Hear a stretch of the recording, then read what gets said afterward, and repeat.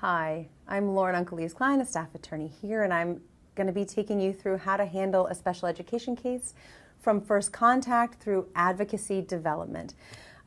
So we're going to talk first about first steps that you're going to take with your case once you've accepted a case from Children's Law Center. And the first step you're really going to take is to review the file. You're going to look at the intake, see what information we were able to garner through the intake process. You're going to look at the documents and the information that you have there, and you're going to use that to create a list of documents and information that you still need. After that point, you're going to contact your client, and you're going to find additional records. So when you contact your client, you start off with the introductions. You're going to reach out to them. You're going to introduce yourself. You're going to check in to make sure that you have all the most up-to-date contact information, including the address and the phone number, as some of that might have changed from the time that the intake started. You're going to ensure that there may be no major changes. And that's a really important part, because once you've taken a case with Children's Law Center in a pro bono manner, you might be taking it 2, 4, even 6 weeks past the point that the intake closed. So there may have been some changes, and you want to make sure you have that information going forward. And then additionally, you want to set up the initial client meeting. When you're requesting the face-to-face client meeting, you want to also talk to your client about what additional records you want them to bring in. They might not have provided us all the records that they have. They might have gotten new records in the interim. There may be medical records that they didn't think to bring. So you can go through the records that you've listed as being missing from the intake and see whether they have access to those records and can bring those to the meeting. Additionally, you want to send an introduction letter to your client, and after the conversation, you're going to kind of reiterate what you talked about, who you are, the representation, what documents you'd like them to bring, and when they're going to meet with you. Part of what you're also going to be doing is finding additional records, and this can be a little more labor-intensive than you might have thought. You are going to be doing written records requests. As part of that introduction letter to your client, you're going to include an authorization that they can sign and send to you that will authorize you to request documents or to talk to people about your client's child. However, there is not one location where all of your client's child's records are going to be kept. Although the law in D.C. is clear that the child's records should follow the child throughout their time in D.C. public schools, and that there should be a transfer of records between, for example, a traditional public school and a public charter school. In reality, that is not quite what happens. And so you're going to have to kind of think about that when you're thinking about where records might be found and discussing this with your client. So generally, information is going to be found in school records. There's going to be current school records, former school records. There's going to be early education, daycare records.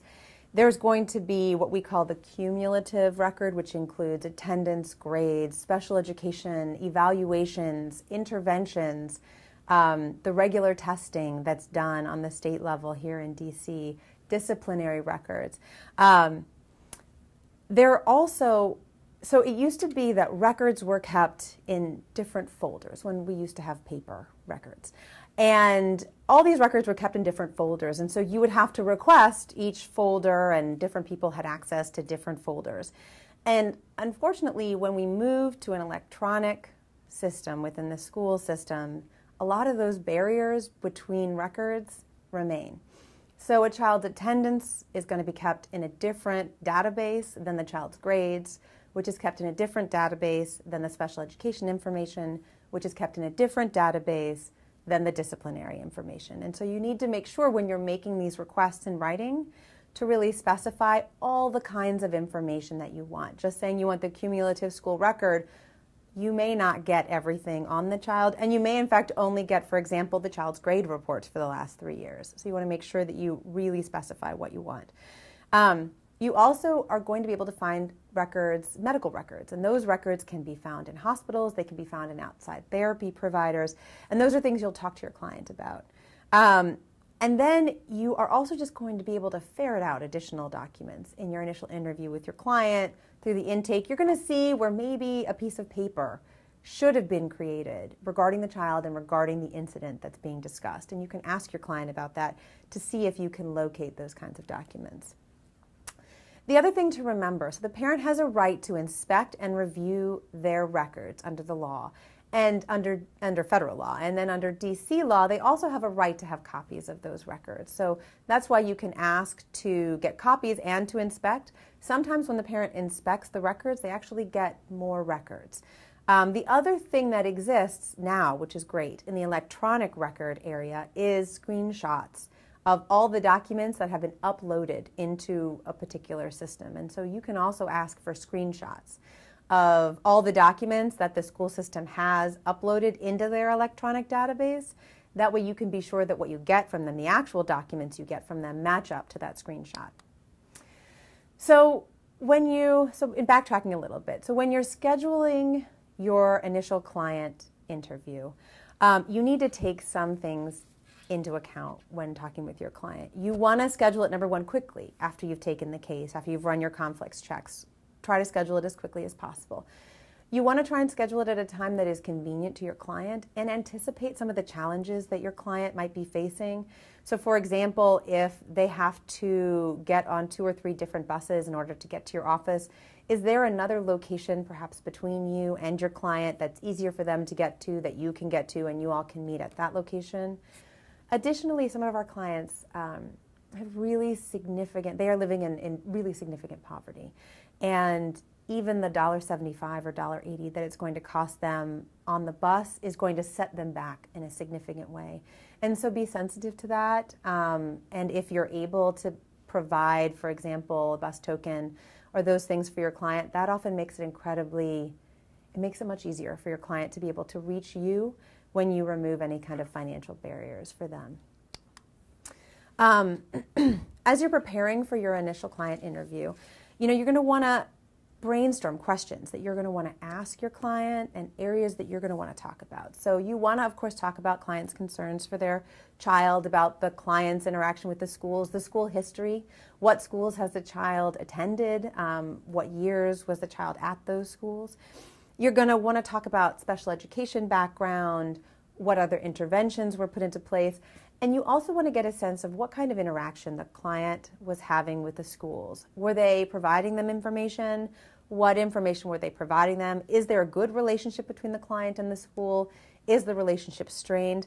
All of these things are going to inform you not only of the facts that are underlying the case, but they're also going to help you craft an advocacy strategy that's going to help move the case forward. The other thing you definitely want to check in on, of course, is whether there's any upcoming meetings for the child, because if something's coming up, you're going to want to know about it. You may want to attend or reschedule.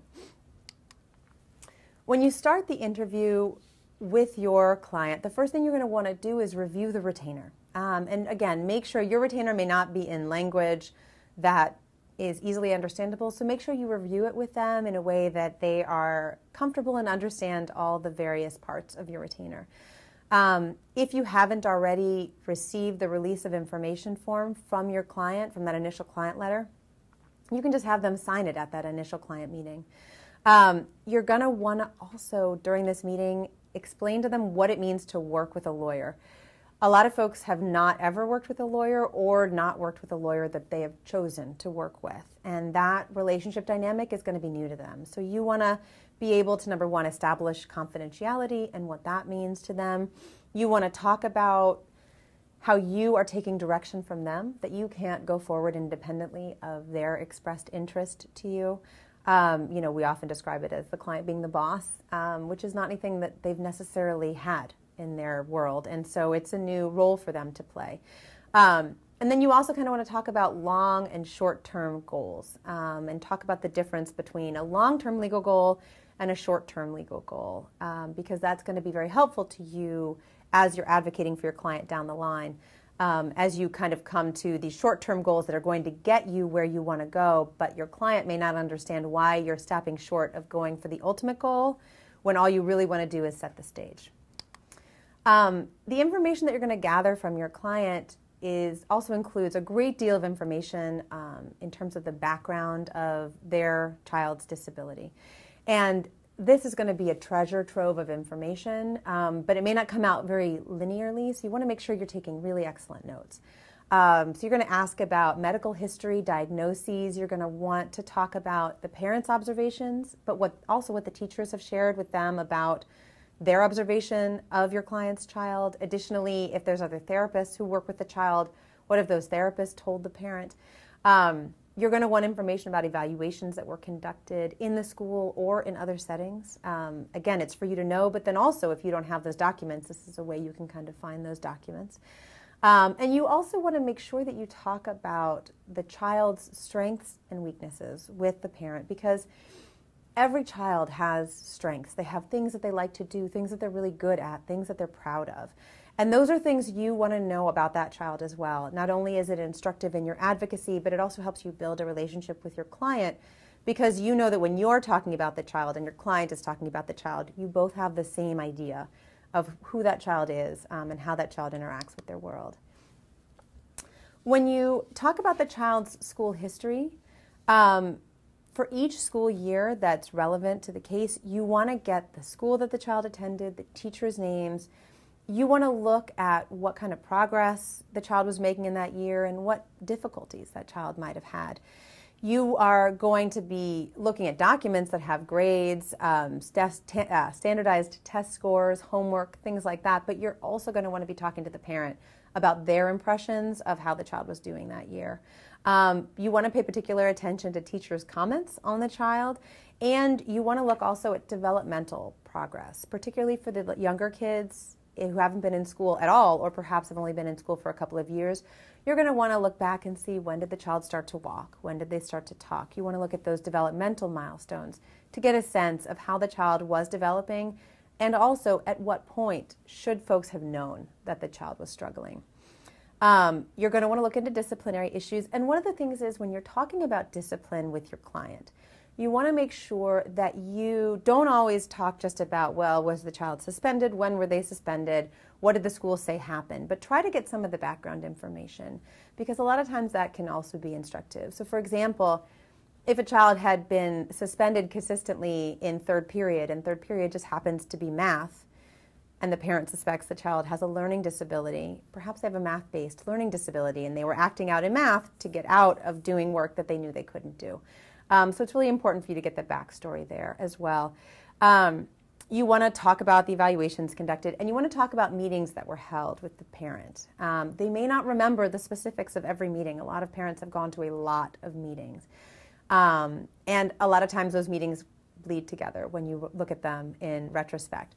But try to get a sense of what was discussed at the meetings. How did the parent feel at the meetings? Did the parent have information explained to them? Did they express concerns? Were those concerns addressed by the team members? And if so, how? And if not, did anyone say why they weren't going to be addressed?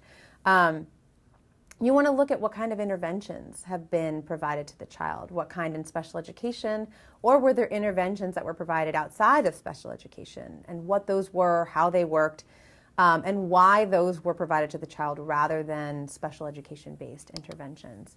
You also want to talk about how the child is at home. A lot of times the child at home is completely different to the child at school, and you want to get a sense of not only how the child behaves at home, but why. If the child, for example, responds much better to one-on-one attention, they may not act out when they're doing homework with mom at home, because that's the kind of individualized attention that works best for them. You want to also talk with them about how they interact, if they have issues with memory.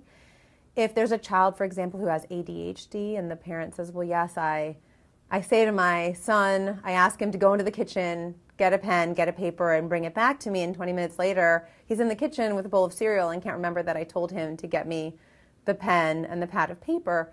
Those are things that are really important for you to know, because if that's happening at home, it's happening at school as well. You also want to know of any services that are being provided outside of school. You want to know what services are being provided and who's providing them.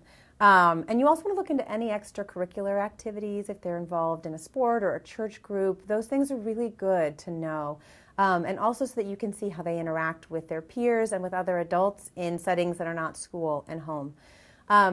the other thing that's really important is it's always a really good idea to meet the child sometime early on in the representation. We don't recommend that you have your client bring the child to the initial client meeting because, to be frank, you're going to be talking about some really difficult things, and it might be really hard for the child to understand what's being discussed and how it impacts them, and so it can be difficult for a child to hear those things.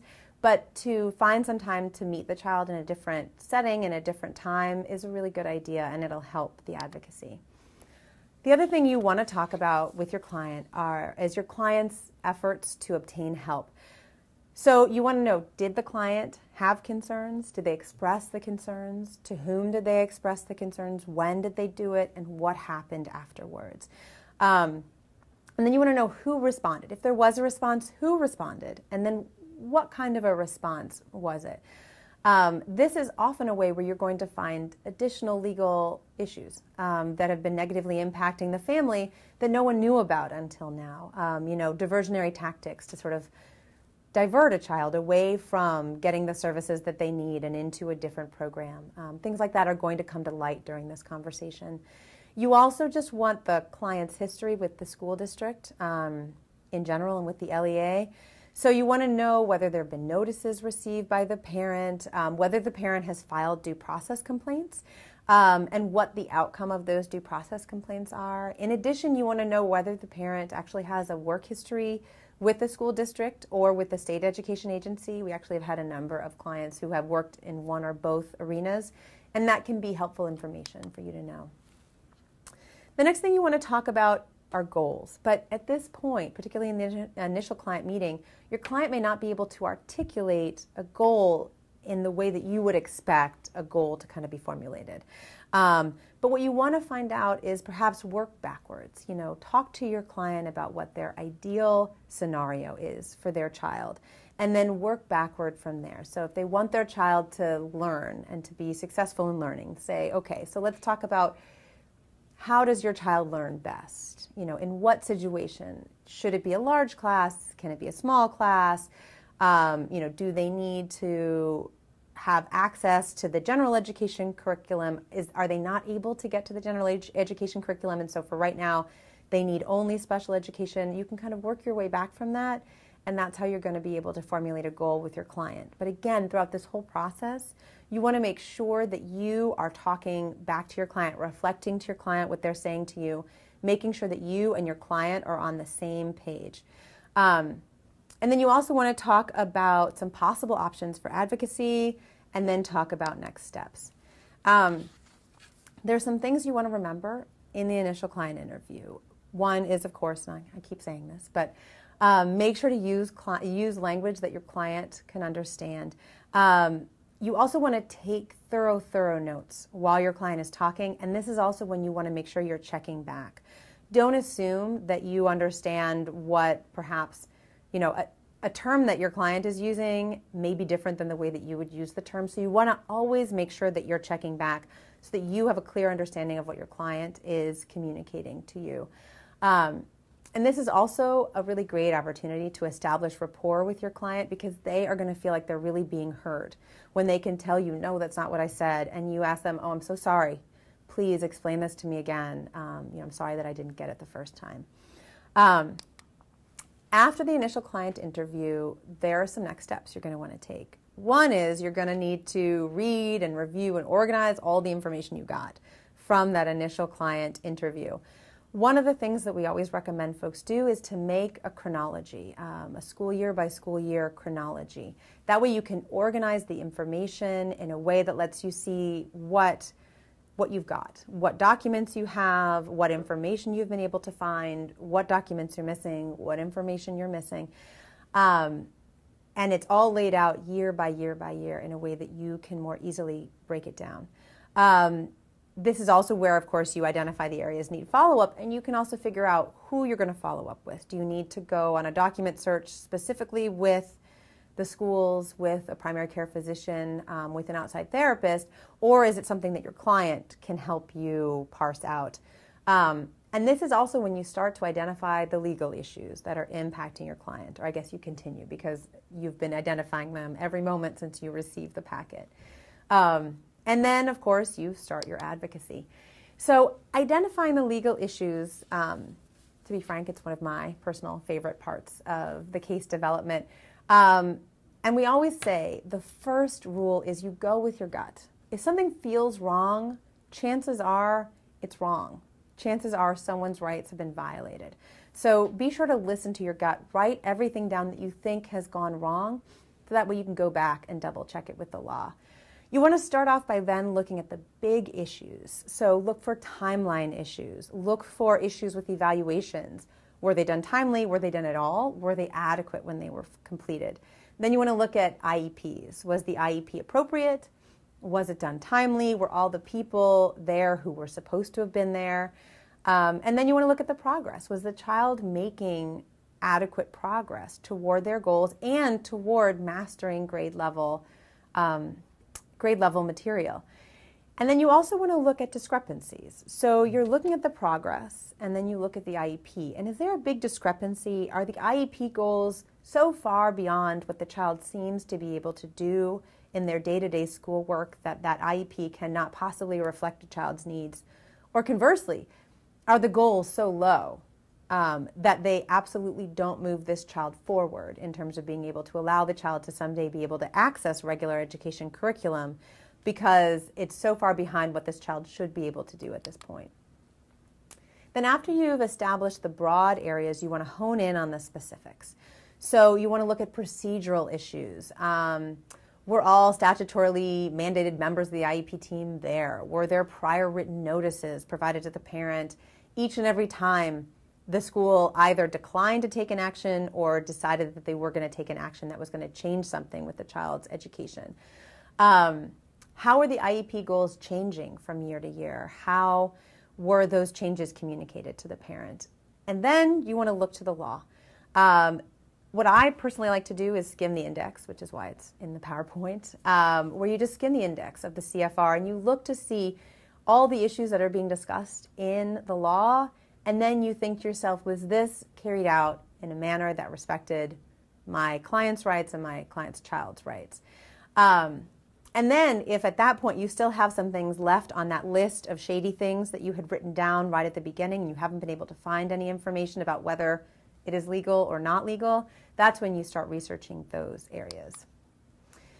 So after that point, you're going to put your legal issues into practice. And that is where you start with your client's goals. Always, always, always start with your client's goals, and then you move forward from there. You want to strategize how to achieve these goals. What kind of advocacy approach are you anticipating that you're going to use? Are you going to start collaborating? Do you think you're going to be able to get this done without litigation, and so you want to approach it collaboratively? Or conversely, do you really think you're going to have to litigate, but you think you're going to get better information if you approach it collaboratively? Or do you think that it is best served to go in adversarial? You also want to think about what kind of advocacy methods you're going to use. Are you going to do some written advocacy to start off? Or are you just going to reach out to someone with a phone call? Or are you going to try to schedule a meeting and hash these things out in a more formal setting?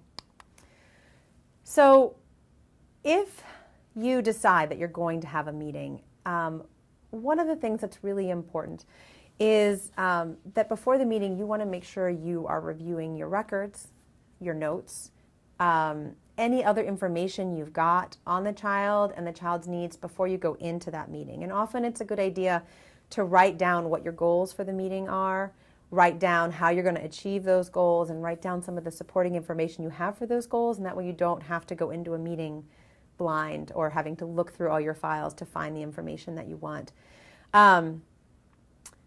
You want to then make a list, too, of sort of the issues that you have identified. And these may not all be issues that you're going to discuss at the meeting, but it's just so that you know what the legal violations are at this point in time in your advocacy. And then from that point, you want to develop an advocacy strategy. So you keep your child's ultimate goal in mind, and then you start developing these sort of short-term goals and moving forward with those short-term goals. You have to decide then how you're going to approach school meetings. And this is part of the conversation, the continuing conversation that you need to be having with your client. When you talk about what the long-term goals are, the short-term goals are, how you're going to approach the meetings, These are all things that you're going to work on yourself, but you also need to be able to communicate that with your client and make sure that you and your client are on the same page throughout this process. The other thing that you want to think about when you're deciding how to approach a school meeting is whether this is a school meeting that might possibly be litigated in the future. And if it is going to be litigated in the future, you want to think about who might be a witness that can talk reliably about what happened at that meeting. If that person is not going to be your client, then you need to think about whether to invite somebody else from your office, a colleague or paralegal, to come with you to take notes and to effectively serve as a witness if you end up having to litigate and if you want someone who is able to discuss what happened at that meeting. The other thing that you want to talk about or think about as you're approaching the meeting is if you're talking about whether you're going to go to a meeting and you're deciding, should I go to the meeting, should I not have a meeting, what should we do? Sometimes you need to know that even if you can't achieve your client's goals at the meeting, it could be a way for you to get information about the child. And it could be a way to sort of set things up for litigation. And so these are all parts of strategy that you need to think about and also then discuss with your client, particularly if you have realized that you're likely not going to get anything concrete out of a meeting, but you decide to go because you're going to get good information or because you think it will be beneficial to have had a meeting like this before you file your due process complaint. You need to make sure your client's on the same page with you so that they don't leave the meeting frustrated thinking, oh my goodness, nothing happened at this meeting, so that they understand exactly what the purpose of that meeting was. But the other thing you need to think about is whether a meeting might ultimately damage your client's goals. And if that's the case, you may want to steer clear of them or steer clear of a particular kind of meeting. And I actually already discussed some of the communication of the advocacy strategy with your client. But some things that you really want to make sure to hit on with your client in particular. In addition, once everyone's on the same page about the advocacy strategy that you're going to be taking in the meeting, once you all have also talked about who's going to speak in the meeting, who's going to share what information.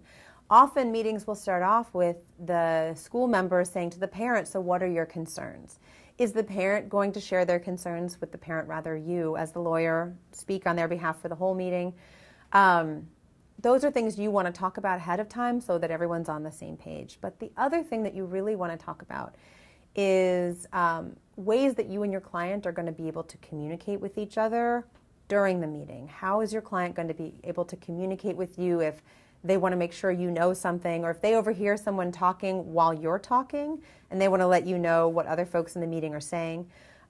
You all want to make sure to work out a communication methodology between the two of you.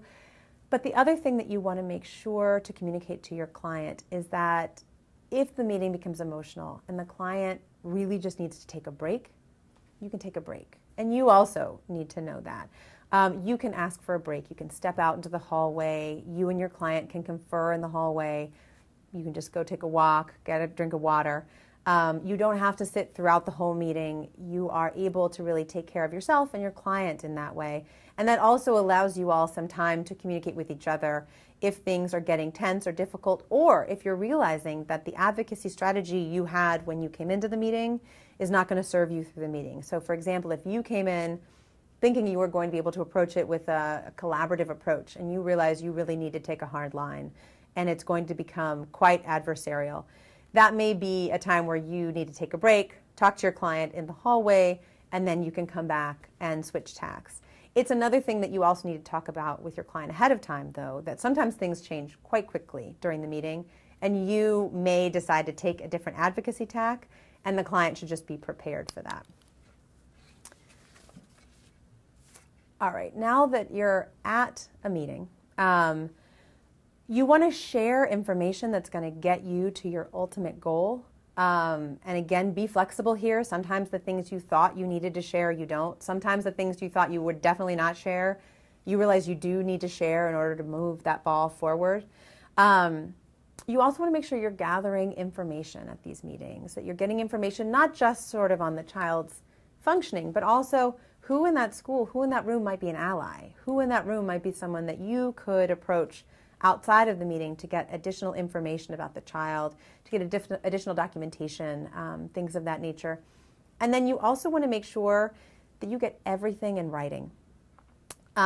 You want to ensure everything is accurately reflected in the notes that are created in these meetings. And you may need to correct the record afterwards. And you would want to correct the record in writing. So you would want to, for example, if the school took notes in a meeting and it doesn't accurately reflect what happened during that meeting, you're going to want to write a letter to the school asking that your letter be added to the child's record, and then correcting the record, saying these things were not accurately reflected in the record. This is what happened at the meeting.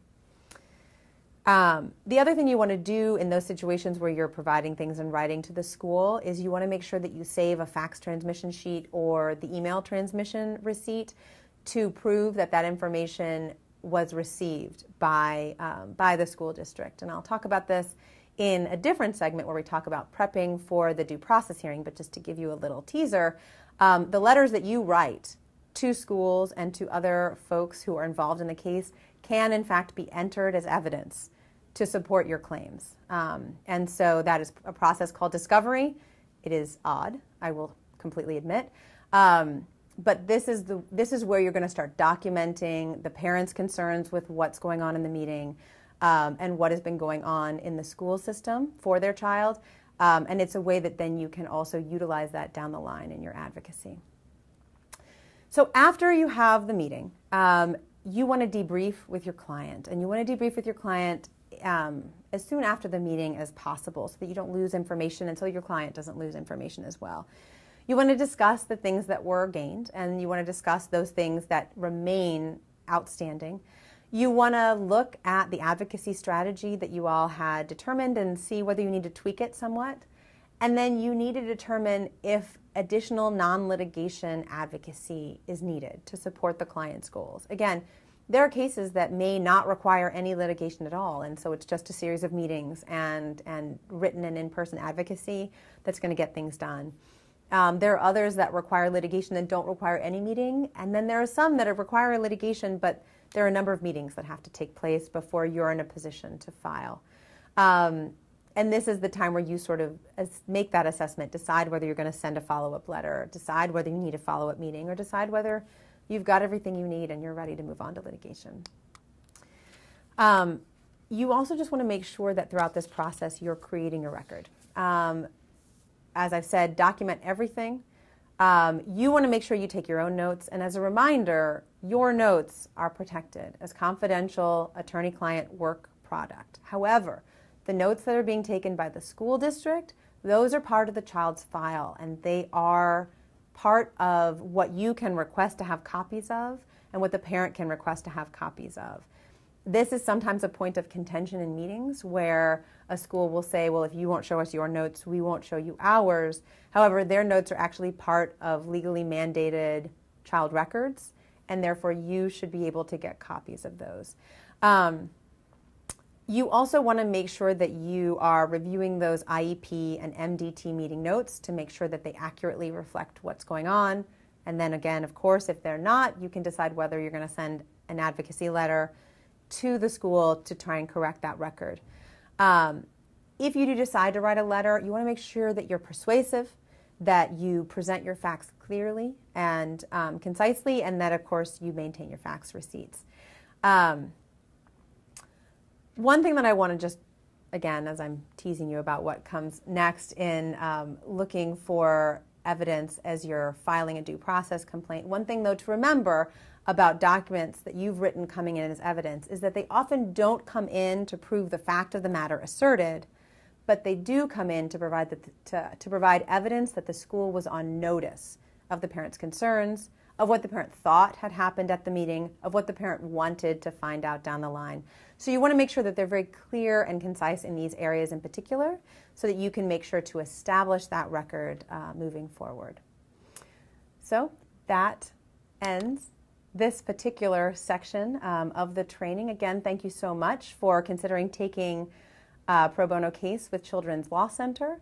And if you're taking a case with us, please make sure that you listen to the segment on litigating a case in special education so that you can be prepared to move forward on that front as well. Thank you.